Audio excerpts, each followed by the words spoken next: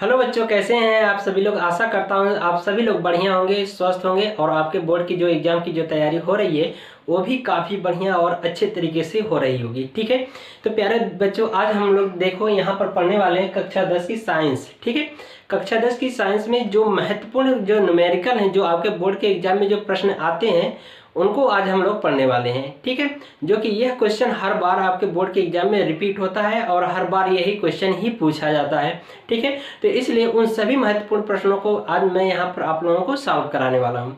तो चलिए देरी ना करते हुए वीडियो को स्टार्ट करते हैं और समझते हैं पहला न्यूमेरिकल। तो यहाँ पर पहला न्यूमेरिकल ये कहा जा रहा है कि प्रतिरोध R के किसी तार के टुकड़े को 5 बराबर भागों में काटा जाता है। ठीक है, कोई एक प्रतिरोध है, उस प्रतिरोध का मान जो दिया है R है और उसको क्या किया जा रहा है, 5 बराबर भागों में बांटा जा रहा है। ठीक है, कह रहा है कि इन टुकड़ों को फिर पार्श्व क्रम में संयोजित कर देते हैं। यदि संयोजन का तुल्य प्रतिरोध R डैश हो तो R अपान R डैश का अनुपात क्या होगा। ठीक है, ये प्रश्न हमसे पूछा जा रहा है। तो प्रश्न का मतलब समझिए, कह रहा है कि कोई एक R ओम का यानी कोई एक R प्रतिरोध है और उस प्रतिरोध को क्या किया जा रहा है, 5 बराबर भागों में उसको काटा जा रहा है। ठीक है, और उन्हीं टुकड़ों को जब 5 बराबर भागों में काट दे रहे हैं तो फिर उनको हम समांतर क्रम में संयोजित कर रहे हैं। समांतर क्रम को यहाँ पर कहा गया पार्श्व क्रम। पार्श्व क्रम का मतलब समझिएगा कि समांतर क्रम में है। ठीक है, तो समांतर क्रम में उन टुकड़ों को जोड़ा जा रहा है तो उसका जो तुल्य प्रतिरोध आ रहा है वो R डैश आ रहा है। तो हमसे पूछा गया कि पार्श्व क्रम में R अपान R डैश का अनुपात क्या होगा, इसको बताइए। ठीक है, तो यहाँ पर समझिए कि ये हमारा कोई R ओम का प्रतिरोध है। ठीक है, और इसको क्या किया जा रहा है, 5 बराबर भागों में बांटा जा रहा है। तो यानी कि इसको 5, मान लो कि इसको हमने क्या किया, 5 बराबर भागों में इस तरह से तोड़ दिया। तो इसका मतलब प्रतिरोध एक ही है और उसी को 5 बराबर भागों में काटा जा रहा है। तो यानी इसको हम कह सकते हैं, यहाँ पर देखिए सॉल्व करेंगे तो यहाँ पर लिख सकते हैं कि R1 बराबर R2 बराबर R3 बराबर R4।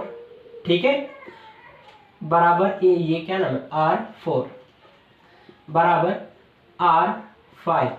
इसी को हम कितने बराबर भागों में काट रहे हैं, 5 बराबर भागों में काट रहे हैं। यानी कि ये जो R ओम का प्रतिरोध है इसी को 5 बराबर भागों में काट रहे हैं। तो यानी कि R/5, यही ना, यानी 5 बराबर भाग में काटेंगे तो R1 R2 R3 R4 और R5 बराबर बराबर भागों में काटा जाएगा। किसको काटा जा रहा है, R ओम के प्रतिरोध को। तो ये हो जाएगा R/5।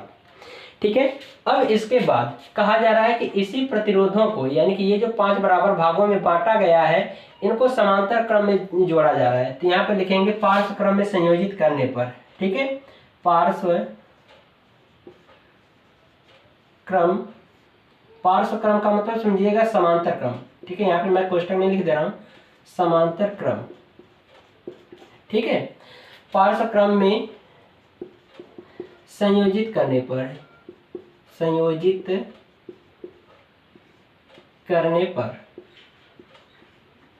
ठीक है, तो देख रहे हो कि इसके लिए मैंने श्रेणी और समांतर क्रम में जो प्रतिरोधों को जोड़ा जाता है तो उनके लिए सूत्र का निगमन कराया है। ठीक है, अगर आप उस वीडियो को नहीं देखें तो प्लेलिस्ट में जाइए, वो वीडियो अब मिल जाएगी और काफ़ी अच्छे से वहाँ पर डिस्कस किया गया है और बिल्कुल आसान तरीके से आपको समझ में आएगा।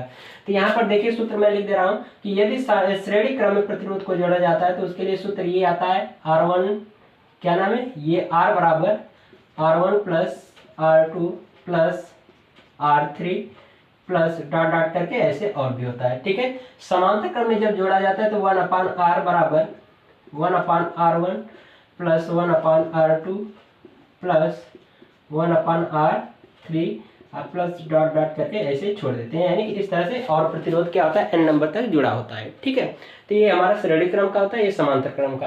तो प्रश्न में कहा गया कि पार्श्व क्रम में संयोजित करने पर, तो पार्श्व क्रम को यानी कि ये जो 5 बराबर भागों में बांटा गया है इसी को पार्श्व क्रम यानी समांतर क्रम में संयोजित करने पर इसका तुल्य प्रतिरोध R डैश आता है। ठीक है, तो ये वाला हमें सूत्र लगाना होगा।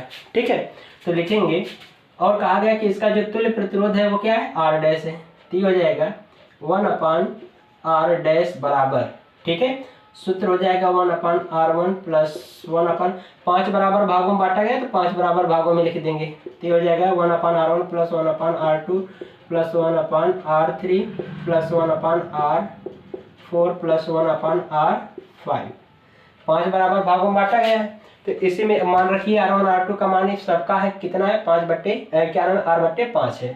तो ये हो जाएगा 1/R डैश बराबर 1/R/5 plus 1/R/5 plus 1/R/5 plus 1/R/5 कितना बचा और एक और है 5 बराबर भागों में बांटा गया है, तो इसलिए ये हो जाएगा। तो अब ये देख रहे हो जो 5 जो संख्या है ये सभी कहाँ पर आ जाएंगी, ऊपर आ जाएंगी गुणांक में। तो ये हो जाएगा कितना 1/R डैश बराबर 5/R प्लस 5/R, ठीक है, प्लस 5/R। तो इस तरह से हम क्या करेंगे, लिख लेंगे, ठीक है। तो अब यहाँ पे देख रहे हो सबका एलसीएम कितना हो जाएगा, R हो जाएगा। इसको मैं हटा दे रहा हूँ सूत्र को, ठीक है। तो आगे देखिए, तो ये हमारा कितना हो जाएगा, ये हो जाएगा 1/R डैश बराबर इन सबका एलसीएम R हो जाएगा। तो इसको आप लिख लीजिए R, और बाकी ये सभी क्या हो जाएंगे, जुड़ जाएंगे। तो ये हो जाएगा कितना 5 + 5 + 5, ठीक है। तो जोड़ देंगे तो कितना हो जाएगा 25/R, ठीक है। R का इधर गुणा करा दो, तो ये हो जाएगा R/R डैश, ठीक है, क्योंकि इसी का मान देख लो प्रश्न में पूछा गया है। तो ये हो जाएगा R/R डैश बराबर 25/1, कोई मान में अंतर नहीं होगा। तो इन दोनों का अनुपात पूछा है, तो ये हो जाएगा यही, इसको हम आंसर ये लिख सकते हैं, या करके इस तरह से भी इसको लिख सकते हैं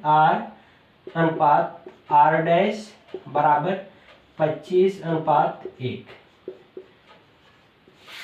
ये हमारा क्वेश्चन सॉल्व होता है। तो इस तरह से इस क्वेश्चन का मान आएगा, यानी कि R/R डैश का मान कितना होगा 25/1 होगा, ठीक है। तो ये काफ़ी बढ़िया न्यूमेरिकल है, इसको भी काफ़ी अच्छे से तैयार कर लीजिएगा। चलिए अब हम लोग अगला क्वेश्चन देखते हैं, ठीक है। तो इसको नोट कर लें।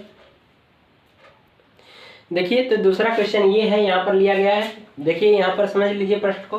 तो यहाँ पर लिखा गया है कि 2 विद्युत लैंप, ठीक है, 2 विद्युत लैंप है जिनमें से एक का अनुपात मांग 100 वाट 220 वोल्ट है। यानी एक विद्युत बल्ब है उसका अनुपात मांग कितना है 100 वाट 220 वोल्ट है। फिर कहा गया दूसरे का 100 वाट क्या नाम है 60 वाट 220 वोल्ट, यानी कि जो पहला बल्ब है उसका अनुपात मांग कितना है 100 वाट और 220 वोल्ट है। दूसरा जो बल्ब है उसका अनुपात मांग कितना है 60 वाट 220 वोल्ट है।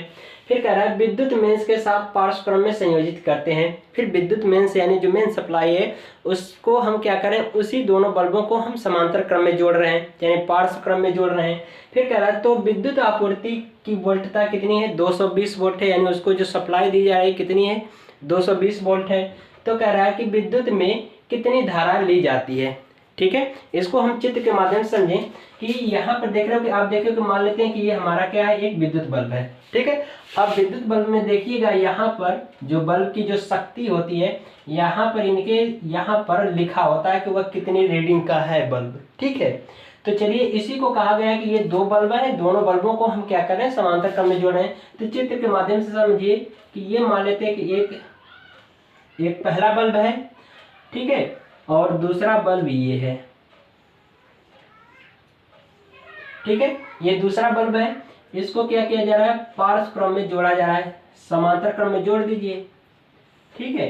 तो ये समांतर क्रम में जोड़ दिया हमने, और इसकी जो मेन से सप्लाई है वो कितनी है 220 वोल्ट की है, ठीक है।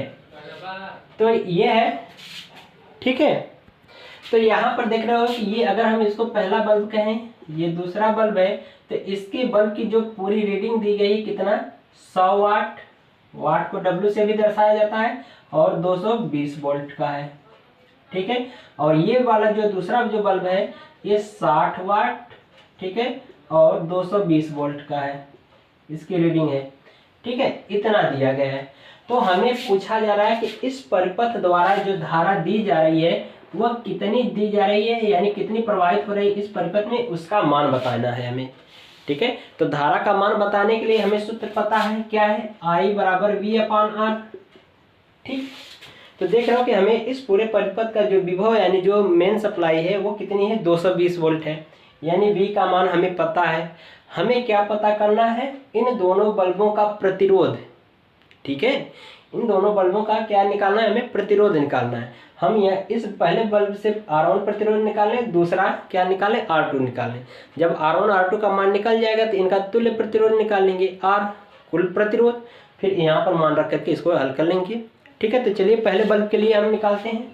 तो यहाँ पर लिखेंगे, सॉल्व करेंगे, तो यहाँ पर लिखेंगे पहले बल्ब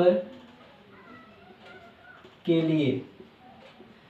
ठीक है, पहले बल्ब के लिए एक सूत्र होता है, पहले बल्ब के लिए देख रहे हो कि जो सूत्र होता है P बराबर V²/R से। ठीक है, ये शक्ति और विभव और प्रतिरोध के पद में ये सूत्र होता है P बराबर V²/R से। ठीक है, तो यहाँ पर हमें मान निकालना किसका है, R का मान निकालना है। तो इसलिए हम इसको R1 मान लें, पहला बल्ब है तो उसका प्रतिरोध क्या होगा, R1 होगा। तो हम इसका इधर गुणा करा दें, तो ये हो जाएगा R1 बराबर V²/P, इससे निकाल लें। तो इसी मान रखिए, तो V² यानी कि इसका विभव का मान कितना, 220 वोल्ट, 220 वोल्ट का स्क्वायर अब बटे शक्ति यानी 100 वाट, तो 100 वाट लिख दो, हल कर लो। तो ये हो जाएगा R1 बराबर 220 गुणे 220 बटे 100, 1 शून्य इससे काट दो, 1 शून्य इससे काट दो। ठीक है, तो अब 22 का गुणा करा दो तो कितना हो जाएगा, 22 गुणे 22। ठीक है, तो इसका जो गुणा करा देंगे तो इसका जो मान आ जाएगा वो आ जाएगा आपका 484। आप एक बार गुणा करा के चेक कर लीजिएगा। तो इसका पहले बल्ब का जो प्रतिरोध का मान आएगा कितना आएगा, 484 ओम। तो यहाँ पर हम लिख दें 484 ओम। ठीक है, ये आ जाएगा। अब हमें क्या करना है, दूसरे बल्ब का प्रतिरोध निकालना है। तो लिखेंगे दूसरे बल्ब के लिए, दूसरे बल्ब के लिए, दूसरे बल्ब के लिए यही फार्मूला फिर यूज करेंगे। तो ये हो जाएगा R2, अब यहाँ पे दूसरे बल्ब के लिए प्रतिरोध R2 लिखेंगे, तो ये हो जाएगा V²/R से। ठीक है, तो इसको देखिए इधर आगे, तो ये हो जाएगा R2 बराबर V² है, यानी कि इसका भी देख लो, दूसरे बल्ब का विभव का मान कितना है, 220 गुणे 220 अब बट्टे शक्ति का मान कितना है, 60 वाट। तो 0 0 से काट दो, और 2 3 6 और ये 11, यानी कि हो जाएगा R2 बराबर कितना, 220 गुणे 11/3। ठीक है, तो इसको जब हम हल कर लेंगे, पूरा सॉल्व कर लेंगे, तो इसका मान आ जाएगा 24 20/3। ठीक है, इसको गुणा कर लीजिएगा, तो ये आ जाएगा 24 20 यानी 2420/3 ओम। ये हमारा R2 का मान आ गया। इसका R2 का मान कितना है, 2420/3 ओम। इसका प्रतिरोध निकल गया। तो अब हमें क्या कहा गया है, इनका तुल्य प्रतिरोध निकाल लें। तो लिखेंगे यहाँ पर, तो लिखेंगे परिपथ का तुल्य प्रतिरोध, परिपथ का तुल्य प्रतिरोध 1/R P बराबर 1/R1। पैरेलल में है तो इसलिए RP लिखा है। ठीक है, पैरेलल को हम समांतर कहते हैं। तो 1/R1 प्लस 1/R2। ठीक है, तो 1/RP बराबर, यहाँ पे देखिए 1/R1, R1 का मान यहाँ पर देखिए कितना है, 484 ओम। ठीक है, अब प्लस 1/R2 का मान कितना है, 2420/3। ठीक है, ये 3 ऊपर आ जाएगा गुणांक में, तो इसको मैं डायरेक्ट लिख दूं, इसमें ऊपर गुणा आ जाए, गुणा के रूप में हो जाएगा। तो ये हो जाएगा, तो इन दोनों का आप एलसीएम ले लीजिए। तो इन दोनों का एलसीएम आपका आ जाएगा कितना, क्या नाम, 2420। ठीक है, इन दोनों का एलसीएम 2420 आएगा। तो इसमें इसका भाग करेंगे तो ये कितनी बार भाग जाएगी, ये कितनी बार भाग जाएगी, 5 बार भाग जाएगी। ठीक है, 5 का इसमें गुणा कराएंगे तो 5 प्लस इसका इसमें भाग करेंगे तो एक बार जाएगी, और एक का गुणा इसमें 3 में कराएंगे तो 3 हो जाएगा। ठीक है, तो ये हो जाएगा 1/r/p बराबर 8/24/20। ठीक है, क्रॉस गुणा करा दो। ठीक है, क्रॉस गुणा करा देंगे तो ये हो जाएगा rp बराबर 24/20/8। ठीक है, तो इन सबका अगर हम भाग कर देंगे तो ये माना जाएगा 302.5। ठीक है, मैंने यहाँ पे गुणा करा के रखा है, आप गुणा करा लीजिएगा। ठीक है, तो ये हो जाएगा rp बराबर हो जाएगा 302.5 ओम। यानी इस पूरे परिपथ का तुल्य प्रतिरोध कितना हो गया, rp का मान पता चल गया कितना, 302.5। अब हमें क्या निकालना है, धारा का मान बताना है। तो मैं चित्र यहाँ से हटा दे रहा हूँ, तो आप चित्र बनाना हो तो बना लेना। ठीक है, तो यहाँ से इसको हटा दे रहा हूँ। तो देख रहे हो कि यहाँ पर तुल्य प्रतिरोध यानी Rp का जो मान आया है वो कितना आया है, 302.5 ओम। अब हमें परिपथ में पूछा गया है कि धारा का मान पूछा गया है, तो लिखेंगे परिपथ में प्रवाहित धारा, परिपथ में प्रवाहित धारा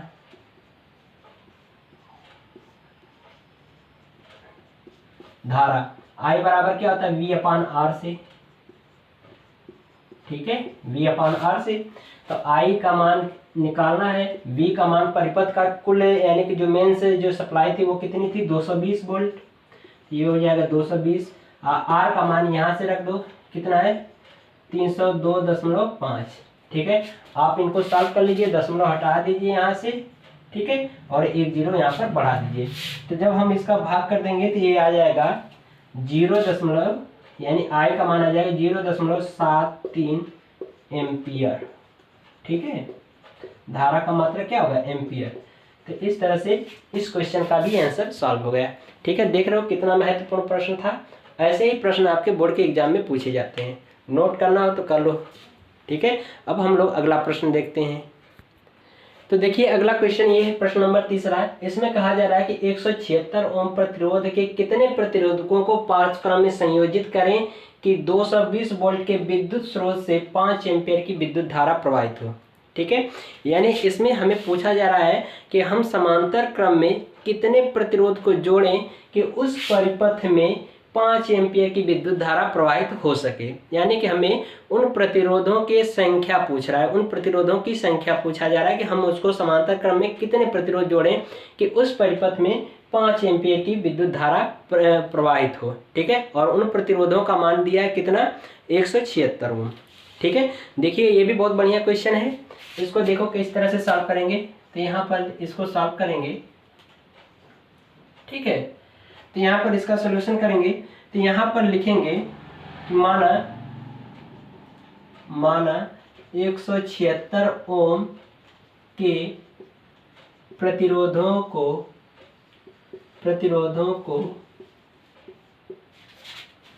माना 176 ओम के प्रतिरोधों को, इसको इस तरह से लिख लीजिए। ठीक है, यहाँ पर लिख लीजिएगा कि माना कि 176 ओम के प्रतिरोधों को, तो यहाँ पर इस तरह से लिखिए कि माना 176 ओम के n प्रतिरोधों, लिखिए इस तरह से, माना 176 ओम के n प्रतिरोधों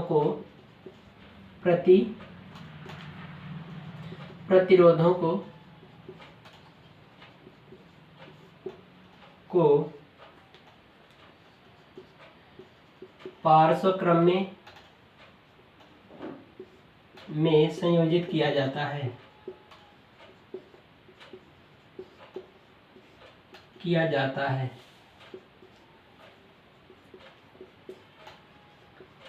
ठीक है, यानी कि मान लिया कि माना 176 ओम के n प्रतिरोधों को पार्श्व क्रम में संयोजित किया जाता है। मान लेते हैं n नंबर तक उनको जोड़ा जा रहा है। किस क्रम में, पार्श्व क्रम में, यानी समांतर क्रम में जोड़ा जाता है। ठीक है, तो यहाँ पर देखिए समांतर क्रम में क्या लिख देंगे, तो यहाँ पे लिखेंगे 1/Rp। Rp क्यों लिख रहे हैं, क्योंकि पैरेलल में जोड़ा जा रहा है, यानी समांतर में जोड़ा जा रहा है। ठीक है, तो इसको सूत्र लिख लेंगे इसका 1/R1 + 1/R2 R2 plus 1/R3 plus dot dot करके कितना तक जोड़ रहे हैं हम, n नंबर तक इसको जोड़ रहे हैं। तो यहाँ पर हम लिख देंगे 1/RN। ठीक है, मान रखिए। तो इन सभी प्रतिरोधों का मान कितना है, 176 ओम है। ठीक है, तो इसका भी Rn नंबर तक जुड़ा होगा तो उसका भी मान कितना होगा, 176। और इनके ऊपर क्या होंगे, ये 1 अपान जो ये लिखा गया 1/R1 1/R2 लिखा गया है, ये n नंबर तक होंगे। तो इनको हम जोड़ देंगे। तो यहाँ पर लिख देंगे, यहाँ पर चूंकि लिखेंगे R1 बराबर R2 बराबर R3 बराबर, ठीक है, R3 बराबर इसको डॉट डॉट करके Rn नंबर तक रख रहे हैं। और इन सभी का मान कितना है, 176 ओम। तो इसमें मान रखिए। तो इनका मान रख देंगे तो ये हो जाएगा 1/Rp बराबर 1/176 प्लस 1/176 प्लस 1/176 अब प्लस डॉट डॉट करके 1/n/176, क्योंकि इन सब का एलसीएम 176 ही होगा। ठीक है, तो ये हो जाएगा। ठीक है, तो ये इनका टोटल मान आ जाएगा, यानी इनको हम जोड़ देंगे तो ये कितना आ जाएगा, इनका टोटल मान आ जाएगा। ठीक है, तो ये हो जाएगा इतना। तो अब हम क्या करें, इसका इधर गुणा करा दें, इसका इधर गुणा कराएं। तो ये हो जाएगा Rp बराबर 176/n, यानी कि कुल टोटल प्रतिरोध कितना आ गया, 176/n।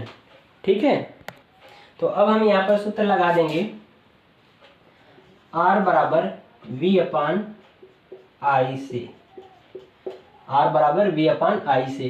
तो इधर देखिए मान रख लीजिए। तो R, यहाँ पर R का मतलब कि Rp, तो Rp का मान कितना है, 176/n बराबर V का मान टोटल कितना है, यहाँ पर कह रहा है 220 वोल्ट। प्रश्न में दिया है कितना है, ये 220 वोल्ट। तो यहाँ पर लिख दें 220 वोल्ट। और I का मान यहाँ पर प्रश्न में दिया है कितना, 5 एम्पीयर की धारा प्रवाहित हो रही है। तो यहाँ पर आप रख दें 5। ठीक है, तो ये के भाग कर दीजिए। तो ये हो जाएगा 5 चौको 20। ठीक है, और 5 चौको 20। तो ये हो जाएगा 176/n बराबर कितना है, 44/1 मान लें, क्रॉस गुणा कराइए। तो ये हो जाएगा कितना, n बराबर 176/44। 176 में 44 से भाग दीजिए, कितना आ जाएगा। तो इसका जब मान निकालेंगे तो ये कितना आएगा। ठीक है, तो इसका भाग कर देंगे तो ये कितनी बार में भाग चली जाएगी, 4 बार में। n बराबर कितना आ जाएगा, 4। यानी ये हमारा आंसर हो जाएगा। यानी उन प्रतिरोधों की संख्या हम समांतर क्रम में कितने प्रतिरोध जोड़ेंगे, 4 प्रतिरोध। जब यानी कि 4 प्रतिरोध जोड़ेंगे कितने ओम के, 176 ओम के 4 प्रतिरोध को हम समांतर क्रम में जोड़ेंगे तो उस परिपथ में कितनी एम्पियर की, 5 एम्पियर की धारा प्रवाहित होगी। तो इस तरह से ये क्वेश्चन हल हो गया। ठीक है, नोट कर लीजिए।